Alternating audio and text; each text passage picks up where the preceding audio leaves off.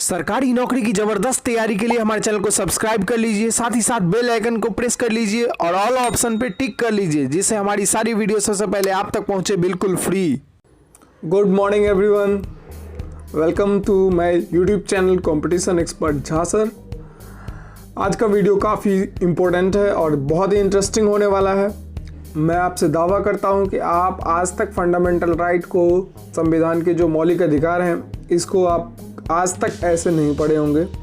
यहाँ कंप्लीट का complete fact मैं इस वीडियो में इंक्लूड किया हूँ, जो सभी एग्ज़ाम्स में, अगर किसी एग्ज़ाम से पॉलिटी से एक भी क्वेश्चन बनते हैं तो ज़रूर आपको इस वीडियो के अंतर्गत सीखने को मिल जाएगा।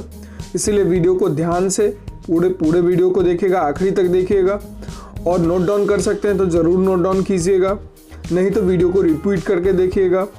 और साथ ही इसके अलावा बाकी सारे वीडियो पॉलिटी का कंप्लीट कंटेंट मैं बारी बारी से आप लोगों को अपलोड कर रहा हूं। इसलिए अगर आप चैनल पर नए आए हैं तो लेटेस्ट अपडेट और किसी भी एग्ज़ाम की तैयारी की स्ट्रेटजी और लेटेस्ट फॉर्म से रिलेटेड अपडेट के लिए आप हमारे चैनल को ज़रूर सब्सक्राइब कर लें और बेल आइकन को प्रेस कर लें, जिससे सारी इन्फॉर्मेशन आपको सबसे पहले वीडियो के माध्यम से आपको नोटिफिकेशन में मिल जाए। तो चलिए आज की जो हमारा टॉपिक है उसको हम स्टार्ट करते हैं। मौलिक अधिकार को समझते हैं। बहुत ज़्यादा ज़रूरी है यह सबके लिए समझना और बहुत ज़्यादा सबसे ज़्यादा इसेंशियल चीज़ें यही है हमारे संविधान में। तो आप इसे ध्यान से देखेंगे और ध्यान से समझने की कोशिश करेंगे। फिलहाल फर्स्ट पॉइंट है हमारा कि जो यह मौलिक अधिकार है, मैंने आपको पिछले एक वीडियो में बताया हुआ था कि मौलिक अधिकार जो है वह यूएसए के संविधान से लिया गया है। तो इतना आपको कन्फर्म होगा इसके बारे में। अब मैं इससे आगे की बात बताता हूँ कि जो मौलिक अधिकार है इसे संयुक्त राज्य अमेरिका के संविधान से लिया गया है। फर्स्ट फैक्ट आपको क्लियर हो गया। दूसरा है कि इसका वर्णन संविधान के भाग 3 में है। मैंने आपको संविधान के सभी भाग के बारे में भी पढ़ाया है। वीडियो का लिंक नीचे डिस्क्रिप्शन बॉक्स में भी दिया है और बाकी आप मेरे चैनल के प्लेलिस्ट से भी इसे देख सकते हैं। उसके अंतर्गत जो है वो अनुच्छेद 12 से 35, मैंने ये भी आपको वहाँ बताया था कि भाग 3 में अनुच्छेद 12 से 35 तक के बीच में क्या है, तो फंडामेंटल राइट है, जिसे हम मौलिक अधिकार कहते हैं या मूल अधिकार कहते हैं।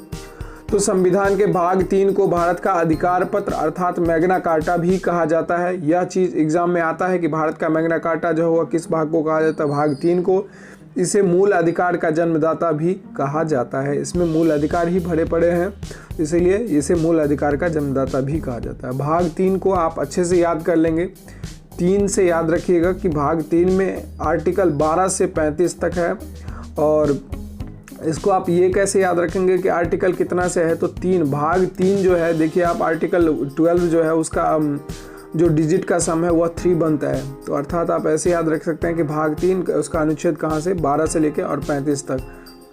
नेक्स्ट है मौलिक अधिकारों में संशोधन हो सकता है एवं राष्ट्रीय आपात के दौरान जीवन एवं व्यक्तिगत स्वतंत्रता के अधिकार को छोड़कर अन्य मौलिक अधिकारों को स्थगित किया जा सकता है। बहुत इंपॉर्टेंट पॉइंट है दोस्त, आप इसे जरूर समझने का प्रयास करें कि मौलिक अधिकारों में जो भी हमारे संविधान में मौलिक अधिकार हैं, फंडामेंटल राइट हैं, उसमें संसद जो है वह संशोधन कर सकती है, अर्थात समय समय पर उसमें संशोधन हो सकता है। एवं राष्ट्रीय आपात के दौरान, अगर आपात की स्थिति आती है, राष्ट्रीय आपात, कौन सी आपात, तो आर्टिकल 352 के अंतर्गत कि देश में जो है वो शासन व्यवस्था बिगड़ने लगेगी, तो उस समय जीवन एवं व्यक्तिगत स्वतंत्रता के अधिकार को छोड़कर, अर्थात आर्टिकल 21, आगे हम इसके बारे में बताएंगे आपको, जीवन स्वतंत्रता, जीवन एवं व्यक्तिगत स्वतंत्रता आर्टिकल 21 में आता है, तो उसको छोड़कर अन्य मौलिक अधिकारों को जो है वह स्थगित किया जा सकता है। बाकी सभी मौलिक अधिकार आपसे छीने जा सकते हैं कुछ वक्त के लिए। नेक्स्ट पॉइंट है, और वह जो है वो कौन अधिकार, वो उसका भी आदेश जो है वह राष्ट्रपति द्वारा जारी होता है आपके मूल अधिकार को स्थगित करने का।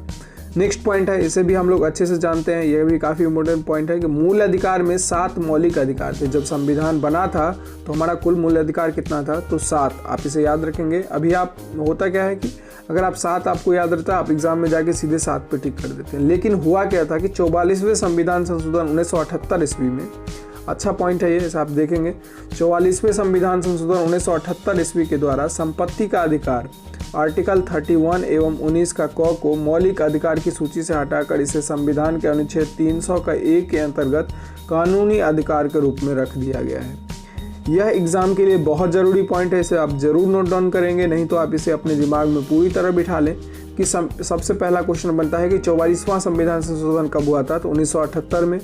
दूसरा क्वेश्चन बनता है कि संपत्ति के अधिकार को किस संशोधन के अंतर्गत जो है वो मूल अधिकार से हटा दिया गया, तो 44वां संविधान संशोधन, और वह कब हुआ था, तो 1978 में। तीसरा पॉइंट है कि अब हमारे कितने मौलिक अधिकार हैं, तो पहले यह 7 थे, अब हमारे 6 हैं। अब आपको एक और क्वेश्चन बनता है कि संपत्ति के अधिकार को आर्टिकल 31 से हटा करके कहाँ पे रख दिया गया है संविधान में, तो अनुच्छेद आर्टिकल 300 के ए में रख दिया गया है संपत्ति के अधिकार को। इतने सारे क्वेश्चंस इस फैक्ट से बन रहे थे।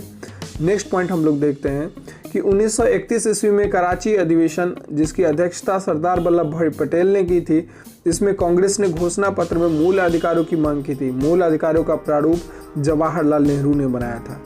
फंडामेंटल के राइट के बारे में कुछ ही एक्स्ट्रा फैक्ट हैं जो आप सबको नहीं पता होगा, अब इसे जरूर देखेंगे कि 1931 में कराची का जो अधिवेशन हुआ था कांग्रेस का, उसमें सरदार वल्लभ भाई पटेल अध्यक्ष थे और उन्होंने ही इसके घोषणा पत्र में मूल अधिकार की मांग की थी। मूल अधिकार का प्रारूप पंडित नेहरू जी ने तैयार किया था।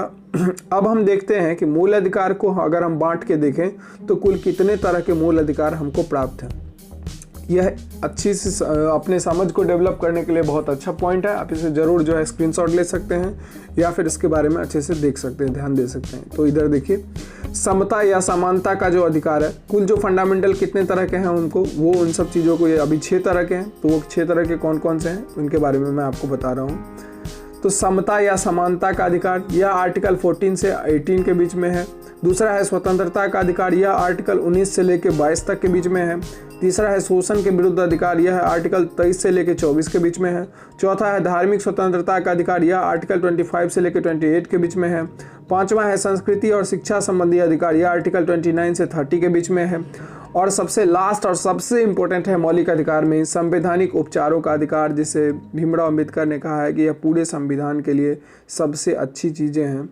तो यह जो है आर्टिकल 32 में है। इन सभी 6 मौलिक अधिकार को आप जरूर याद रखेंगे और इनका आर्टिकल भी आप जरूर याद रखेंगे कि ये कितने से कितने आर्टिकल के बीच में है। क्वेश्चंस आता है और पूछ लेता है आपसे।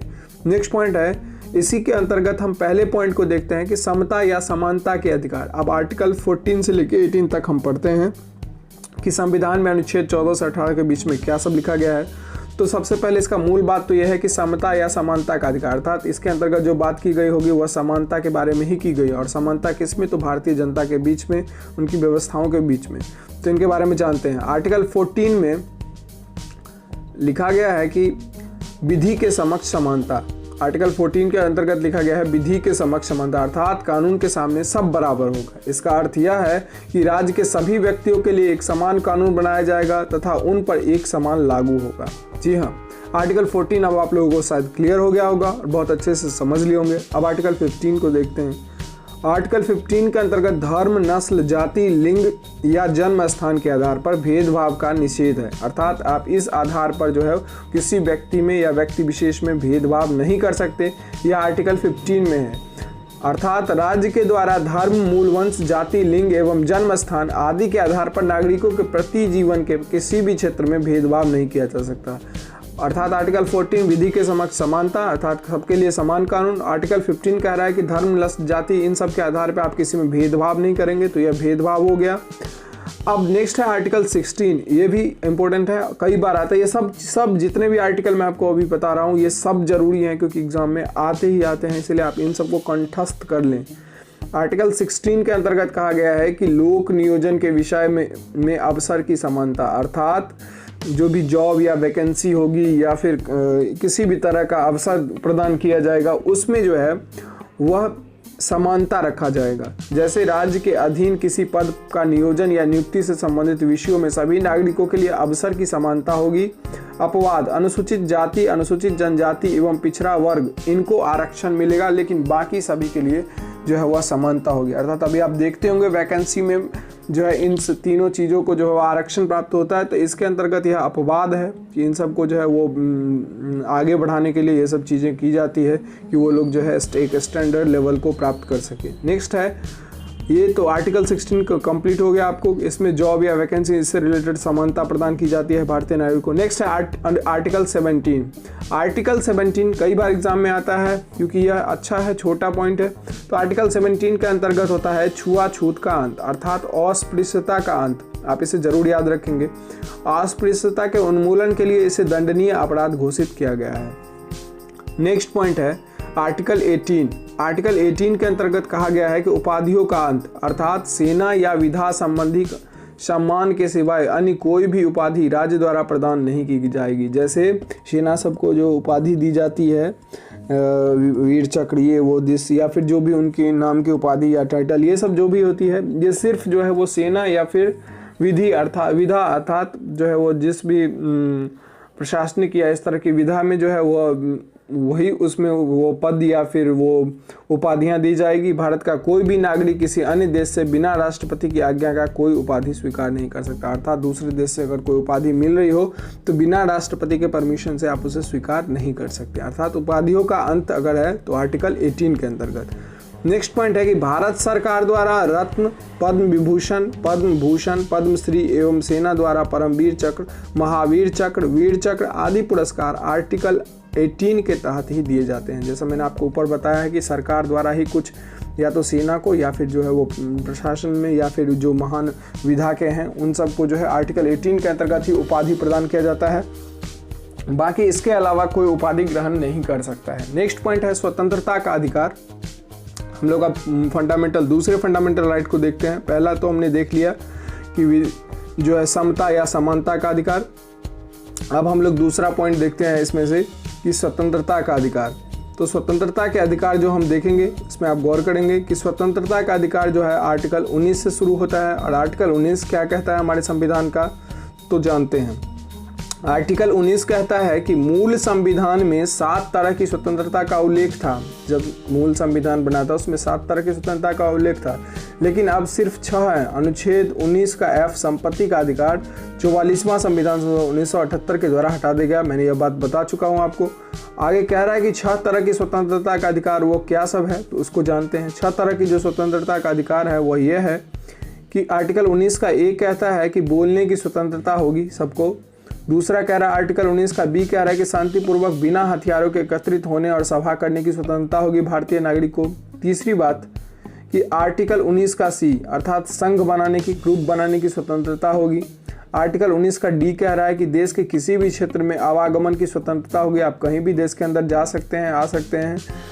उसका 5वां पॉइंट आर्टिकल 19 का E कहता है कि देश के किसी भी क्षेत्र में निवास करने और बसने की स्वतंत्रता होगी।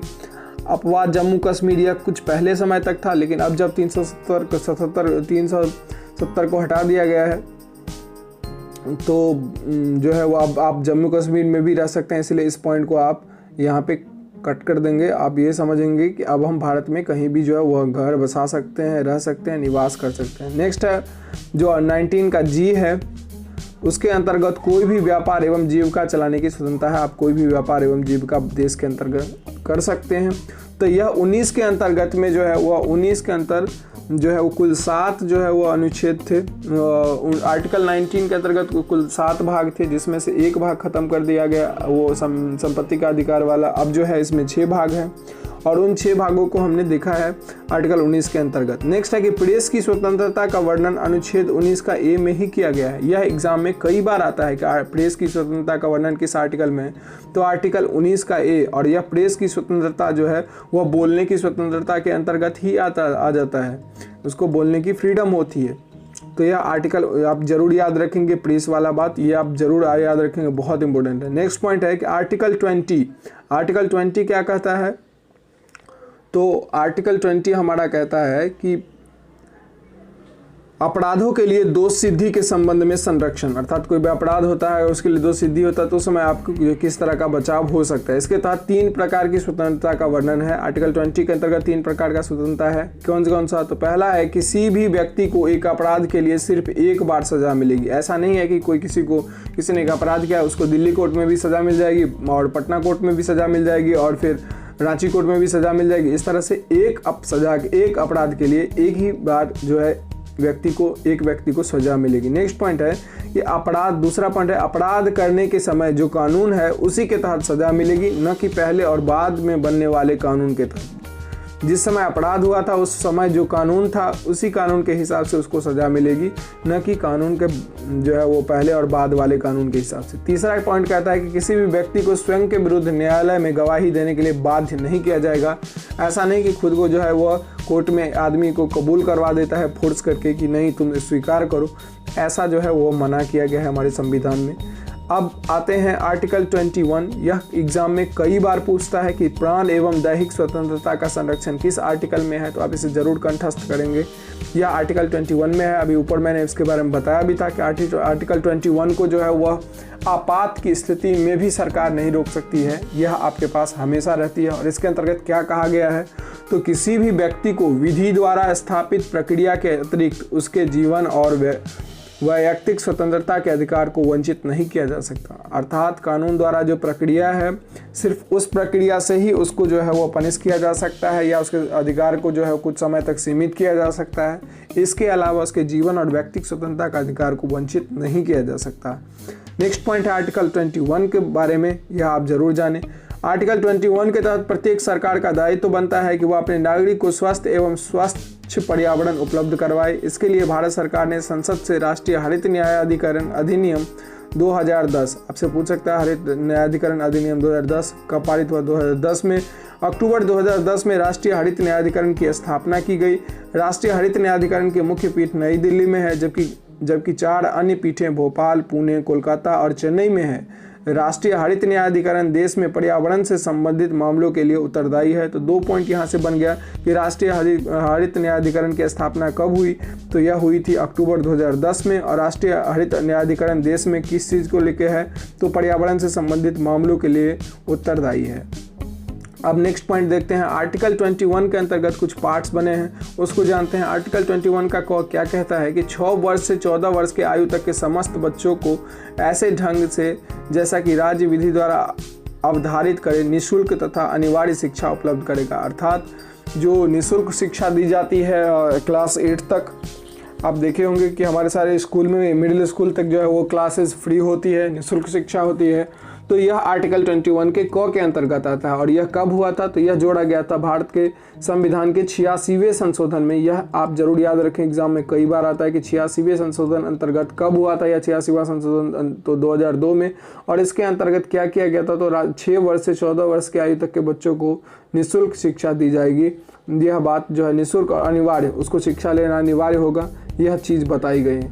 आर्टिकल 22 को जानते हैं अब हम लोग कि कुछ दशाओं में गिरफ्तारी और निषेध के संरक्षण के बारे में इसमें बताया गया है, तो इसको जानते हैं। आर्टिकल 22 कहता है कि अगर किसी भी व्यक्ति को मनमाने ढंग से हिरासत में ले लिया गया तो उसे 3 प्रकार की स्वतंत्रता प्रदान की गई है। पहला, हिरासत में लेने का कारण बताना होगा उसको, मतलब जब अरेस्ट कर रही होगी तब उसे अरेस्ट का कारण बताना होगा। दूसरा, 24 घंटे के अंदर आने जाने के समय को छोड़कर उसे दंडाधिकारी के समक्ष पेश किया जाएगा। अर्थात जज के समक्ष जो है वो 24 घंटे के अंदर उस आदमी को पहुंचाना होगा प्रशासन को, किसी भी हालत में आने जाने का समय छोड़कर। नेक्स्ट है कि उसे अपने पसंद के वकील से सलाह लेने का अधिकार होगा। वो जो आदमी जिस पे किसी भी तरह की बातें उठाई गई हो या फिर उसे अरेस्ट किया गया हो, उसे अपने पसंद के वकील से सलाह लेने का अधिकार होगा, यह आर्टिकल 22 कहता है। तीसरा पॉइंट है कि निवारक निरोध, अर्थात भारतीय संविधान के अनुच्छेद 22 के खंड, अनुच्छेद 22 के खंड 3, 4, 5 तथा 6 तत्संबंधी प्रावधानों का उल्लेख करता है। निवारक निरोध कानून के अंतर्गत किसी व्यक्ति को अपराध करने के पूर्व ही गिरफ्तार किया जाता है और निवारक निरोध का उद्देश्य व्यक्ति को अपराध के लिए दंड देना नहीं, वरना उसे अपराध के लिए रोकना है। अर्थात कुछ चीज़ों में आप देखते होंगे कि उसे वो अपराध करने वाला था, उससे पहले ही उसे पुलिस गिरफ्तार कर लेती है। इसका मतलब पुलिस का काम होता है वहाँ पे उस दंड को या फिर उस अपराध को रोकना, अर्थात उसको आगे नहीं होने देना। नेक्स्ट पॉइंट है कि वस्तुतः यह निवारक निरोध राज्य की सुरक्षा, लोक व्यवस्था बनाए रखने या भारत की सुरक्षा संबंधी कारणों से हो सकता है। जब किसी व्यक्ति को निवारक निरोध की किसी विधि के अधीन गिरफ्तार किया जाता है तब क्या सब होता है। अगर किसी को जो है वो काम बिना जो है अपराध किए ही अगर उसको अरेस्ट किया जाता है तो किस तरह की बातें होती है वो आगे जानते हैं। सरकार ऐसे व्यक्ति को केवल 3 महीने तक अभिरक्षा में निरुद्ध कर सकती है, अर्थात 3 महीने तक के लिए उसको अरेस्ट कर सकती है या फिर किसी अंडरग्राउंड रख सकती है। यदि गिरफ्तार व्यक्ति को 3 माह से अधिक समय के लिए निरुद्ध करना होता है तो इसके लिए सलाहकार बोर्ड का प्रतिवेदन प्राप्त करना पड़ता है। नेक्स्ट पॉइंट है कि इस प्रकार निरुद्ध व्यक्ति को यथाशीघ्र निरोध के आधार पर सूचित किए जाएंगे, किंतु जिन तथ्यों को निरस्त करना लोकहित के विरुद्ध समझा जाएगा उन्हें प्रकट करना आवश्यक नहीं है।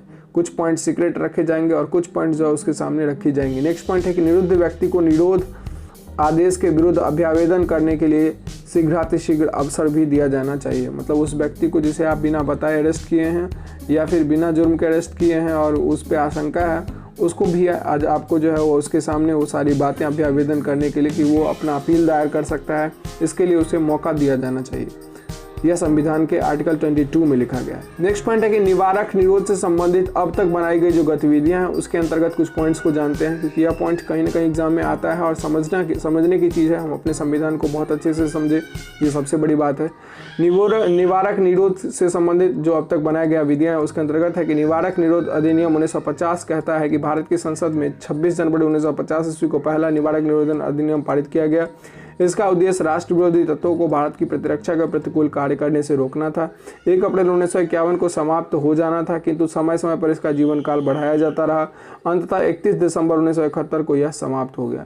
नेक्स्ट पॉइंट है कि आंतरिक सुरक्षा व्यवस्था अधिनियम 1971 यह कहता है कि 44वें संविधान संशोधन 1979 इसके प्रतिकूल था और इस कारण अप्रैल 1979 को यह समाप्त कर दिया गया। निवारक निरोधन अधिनियम मतलब अब यह चीज़ समाप्त कर दिया। नेक्स्ट पॉइंट है विदेशी मुद्रा संरक्षण व तस्करी निरोध अधिनियम 1974। पहले इसमें तस्करों के लिए नज़रबंदी की अवधि 1 वर्ष थी, किंतु जुलाई 1984 के अध्यादेश द्वारा इसे बढ़ाकर 2 वर्ष कर दिया गया। नेक्स्ट पॉइंट है राष्ट्रीय सुरक्षा कानून 1980 जम्मू कश्मीर के अतिरिक्त अन्य सभी राज्यों में लागू किया गया है। नेक्स्ट पॉइंट आतंकवादी एवं विध्वंसकारी गतिविधियां निरोधक कानून अर्थात टाडा। यह एग्जाम में आता है कि आतंकवादी एवं विध्वंसकारी गतिविधियां निरोध कानून को क्या कहा जाता है, तो टाडा भी इसका एक अलग नाम है। और इसके अंतर्गत कहा गया है कि निवारक निरोधन व्यवस्था के अंतर्गत अब तक जो कानून बने हैं उनमें यह सबसे अधिक प्रभावी और सर्वाधिक कठोर कानून है। जी हाँ, जब हम किसी टेररिस्ट के साथ जो ट्रीट करते हैं वह सबसे कठोर कानून होता है और 23 मई 1995 को इसे समाप्त कर दिया गया टाडा को। नेक्स्ट पॉइंट है कि पोटो। अब टाडा की जब पोटो वाली चीज़ें आती है, पोटो आपको कहता है प्रिवेंशन ऑफ टेररिज्म ऑर्डिनेंस 2001 में आया। इसे 25 अक्टूबर 2001 को लागू किया गया। पोटो टाडा का ही एक रूप है। इसके अंतर्गत कुल 23 आतंकवादी गुटों को प्रतिबंधित किया गया है। आतंकवादी और आतंकवादियों से संबंधित सूचना को छिपाने वाले को भी दंडित करने का प्रावधान किया गया है।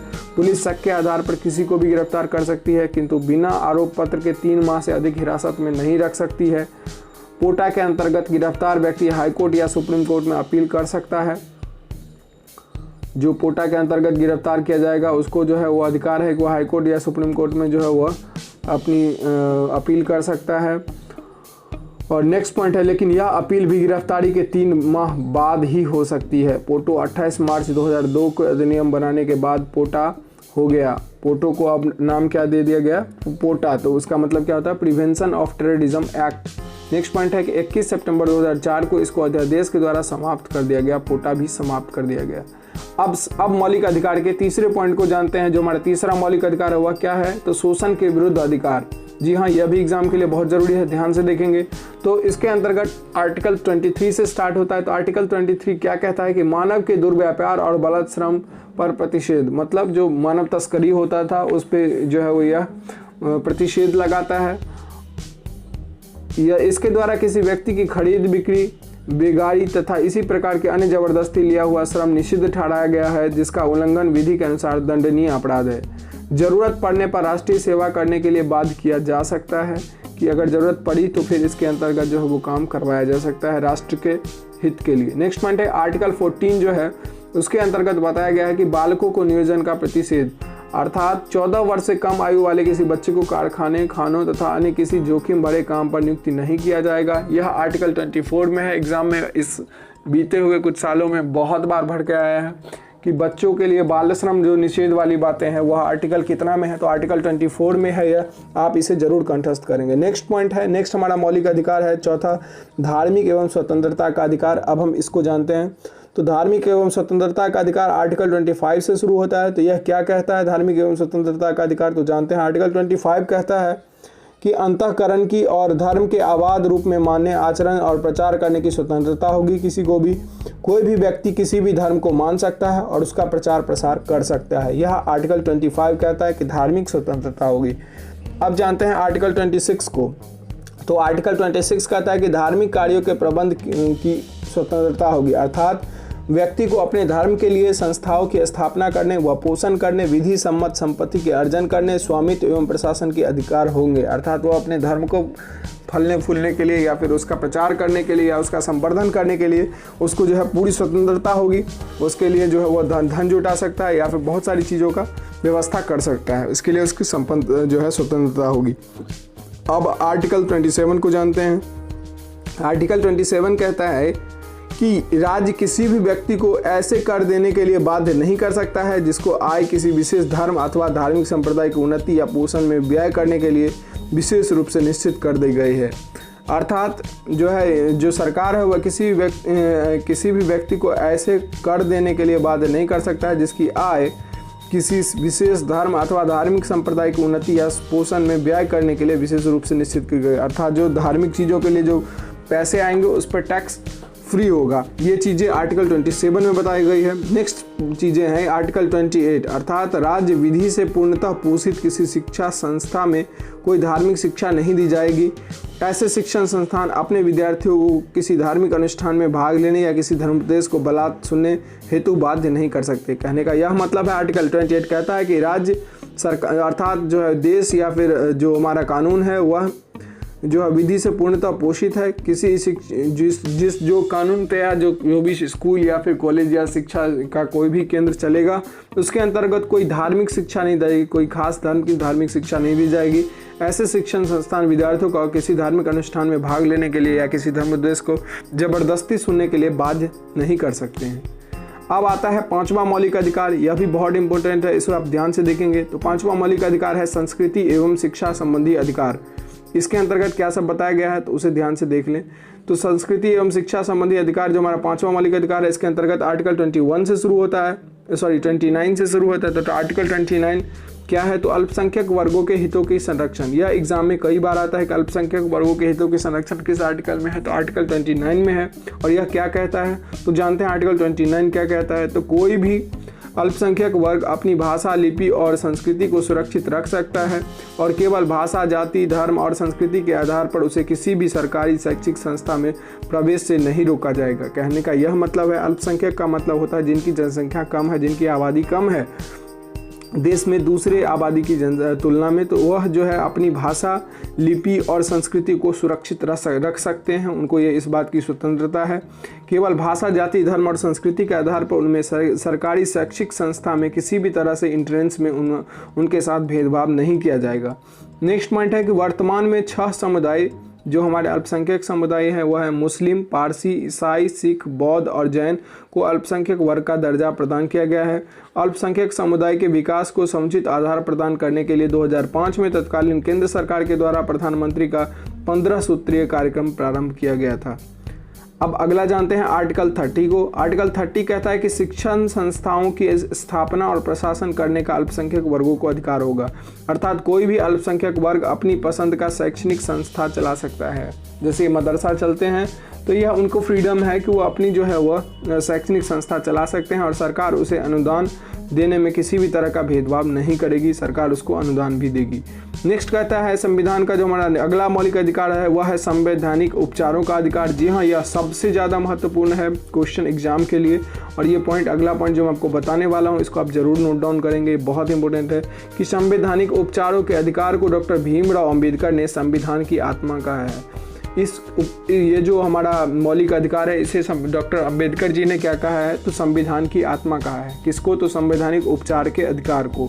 और यह जो है आर्टिकल 32 के अंतर्गत आता है, इसे आप लोग जरूर याद रखेंगे। यहाँ से क्वेश्चन ऐसे बनते हैं कि संवैधानिक उपचार के अधिकार को डॉक्टर भीमराव अम्बेडकर ने क्या कहा तो संविधान की आत्मा कहा है, या फिर किसने कहा है तो डॉक्टर भीमराव अम्बेडकर ने कहा है। और संवैधानिक उपचार जो है वो किस आर्टिकल के अंतर्गत है तो आर्टिकल 32 के अंतर्गत। अब आर्टिकल 32 क्या कहता है तो वो आप हम लोग देखते हैं।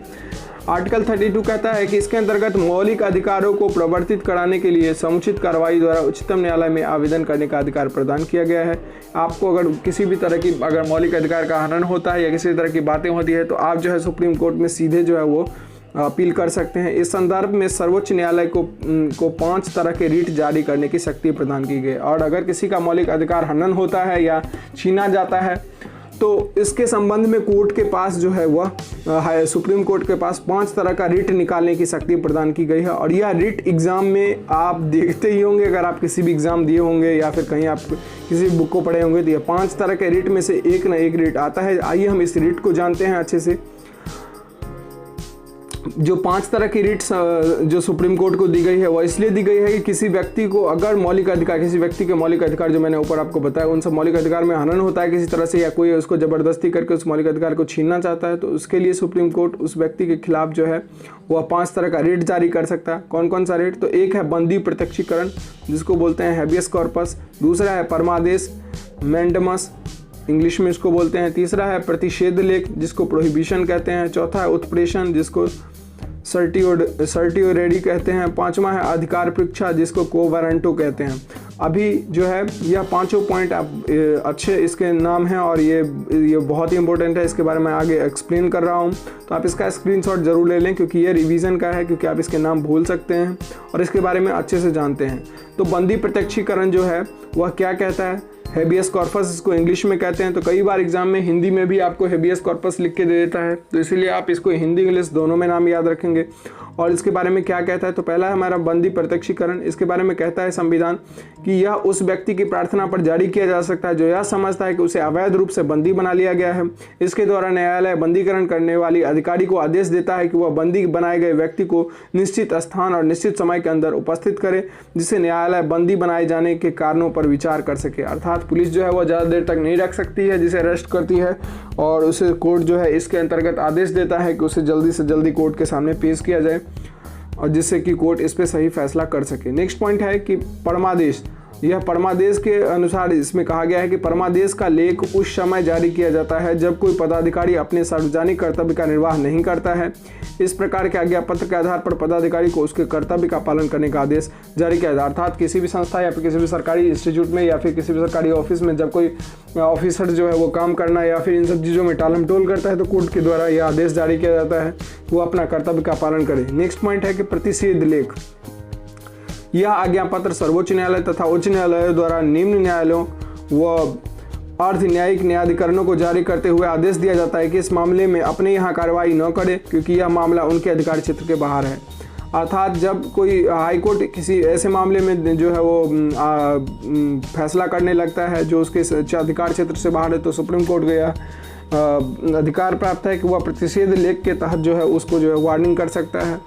नेक्स्ट पॉइंट है उत्प्रेषण। उत्प्रेषण इसके द्वारा जो है अधीनस्थ न्यायालय को यह निर्देश दिया जाता है, अपने से नीचे वाले न्यायालय को, जितने भी हाईकोर्ट हैं, कि वह अपने पास लंबित मुकदमों के न्याय निर्णय के लिए उसे वरिष्ठ न्यायालय को भेजें। अर्थात उस सारे टॉपिक्स को वो सुप्रीम कोर्ट में भेजें। इन सभी के लिए उनको जो है आदेश दिया जाता है अपने से नीचे वाले न्यायालय को, कोर्ट को। नेक्स्ट पॉइंट है सुप्रीम कोर्ट को जो 5वां रीट है वह यह है अधिकार परीक्षा लेख। जब कोई ऐसे व्यक्ति ऐसे पदाधिकारी के रूप में कार्य करने लगता है जिसके रूप में कार्य करने का उसे वैधानिक रूप से अधिकार नहीं है, तो न्यायालय अधिकार परीक्षा के आदेश के द्वारा उस व्यक्ति से पूछता है कि वह किस अधिकार से कार्य कर रहा है, और जब तक वह इस बात का संतोषजनक उत्तर नहीं देता वह कार्य नहीं कर सकता। कहने का यह मतलब कि कोई ज़बरदस्ती अगर किसी इंस्टीट्यूट या सरकारी संस्था या ऑफिस में घुसता है और किसी पोस्ट पे रहने का दावा करता है पर वह नहीं है, उसमें वैधानिक रूप से वह सही नहीं है, तो उसके खिलाफ जो है अधिकार जो है वह सुप्रीम कोर्ट जो है अधिकार परीक्षा लेख जारी करती है, और जब तक वह उस चीज़ का सही आंसर नहीं करता तब तक वह उस पोस्ट या फिर उस जगह पर काम करने के लिए जो है वह एलिजिबल नहीं होता है। तो यह थी 5 तरह की रीट। आप इसे जरूर याद रखेंगे और आप इसे जरूर रिवाइज कर लेंगे पीछे से वीडियो को स्लाइड करके। नेक्स्ट पॉइंट है हमारा मौलिक अधिकार में संशोधन। इसके अंतर्गत जो अभी तक मौलिक अधिकार में जो भी संशोधन हुए हैं उन सभी पॉइंट को हम लोग जानेंगे। पीछे हम लोगों ने मौलिक अधिकार के सभी बातों को समझ लिया है कि किस तरह की मौलिक अधिकारें होती है, और संवैधानिक उपचार 6 तरह के मौलिक अधिकार को समझ लिया। अब हम समझते हैं कि मौलिक अधिकार में अभी तक क्या संशोधन हुआ है। ये भी जानना उतना ही जरूरी है जितना मौलिक अधिकार को जानना। तो जानते हैं हम लोग। गोलकनाथ बनाम पंजाब राज्य, पहला पॉइंट है गोलकनाथ बनाम पंजाब राज्य के निर्णय से पूर्व दिए गए निर्णयों में यह निर्धारित होता है कि संविधान के किसी भी भाग में संशोधन किया जा सकता है जिसमें अनुच्छेद 368 एवं मूल अधिकार को शामिल किया गया है।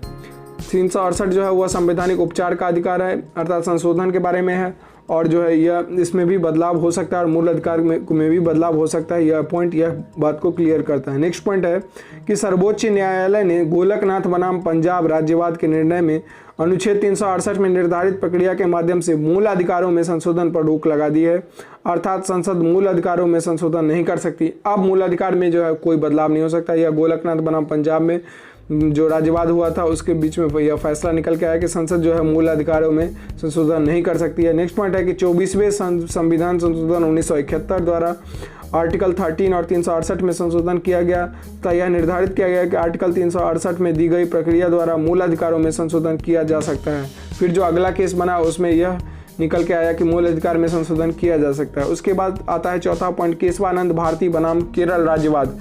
इस निर्णय के अंतर्गत इस प्रकार के संशोधन को विधि मान्यता प्रदान की गई, अर्थात गोलकनाथ बनाम पंजाब राज्य के निर्णय को निरस्त कर दिया गया कि इसमें जो मूल अधिकार में बदलाव नहीं हो सकता या संसद में संशोधन नहीं कर सकती। इस बात को यहाँ पे खंडित किया गया। अब आता है बहुत जरूरी पॉइंट है ये कि 42वां संविधान संशोधन 1976, इसके अंतर्गत द्वारा क्या कहा गया तो अनुच्छेद 368 में खंड 4 और 5 जोड़े गए तथा यह व्यवस्था की गई कि इस प्रकार किए गए संशोधन को किसी न्यायालय में प्रश्नगत नहीं किया जा सकता। नेक्स्ट पॉइंट है मिनर्वा मिल्स बनाम भारत संघ। यह भी एग्जाम में आता है। तो मिनर्वा मिल्स बनाम भारत संघ के निर्णय के द्वारा यह निर्धारित किया गया कि संविधान के आधारभूत लक्ष्यों की रक्षा करने के अधिकार न्यायालय को है। न्यायालय इस आधार पर किसी भी संशोधन का पुनरावलोकन कर सकता है। इसके द्वारा 42वां संविधान संशोधन जो 1976 में हुआ था के द्वारा की गई व्यवस्था को भी समाप्त कर दिया गया। तो यह थी टोटल संविधान में जो मूल अधिकार है उसमें कितनी बार संशोधन हुआ। इससे पहले मैंने जाना कि संविधान में जो है वो कितने मूल अधिकार हैं, टोटल 6 मूल अधिकार हैं। तो ये थी हमारी आज की कंप्लीट वीडियो। अगर वीडियो आपके लिए हेल्पफुल रहा हो, यूज़फुल रहा हो तो इसे ज़रूर लाइक कर दीजिए और इसे जितना भी हो सके, क्योंकि हमारा चैनल अभी नया है, तो इसे दोस्तों तक ज़रूर शेयर कीजिए। आप जितने दोस्तों तक शेयर करेंगे हमारी मेहनत उतनी ही काम आएगी, सभी को जो है फ़ायदा होगा इससे, और जो है वो सभी अपना नोट्स बना पाएंगे, सभी अपनी एग्ज़ाम की अच्छे से तैयारी कर पाएंगे। तो गुड लक, मिलते हैं नेक्स्ट वीडियो में, तब तक के लिए थैंक यू।